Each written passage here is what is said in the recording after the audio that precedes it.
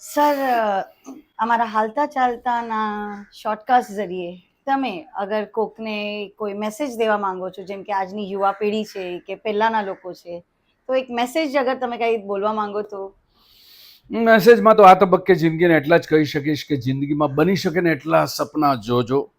હાલતા ચાલતા બેસતા સૂતા આરામ કરતા પોતાની જાતની સાથેનો મી ટાઈમ કરતા પણ હંમેશા સપના જોજો, ને એ સપના જે તમારા પોતાના અંગત હોય એને પૂરા કરવાના તમે ચોક્કસ પ્રયત્ન કરતો. નંબર 2 ઇઝ કે મળનારો દરેકે દરેક માણસ મિત્ર નથી હોતો. હાલતા ચાલતા ભીડની વચ્ચેથી તમારો પોતાનો જણ શોધવાની એક ચાલાકી જરૂર રાખજો. જે મળે એની ઉપર ભરોસો ના રાખશો. આટલું જ હું તમને કહીશ આજના હાલતા ચાલતા.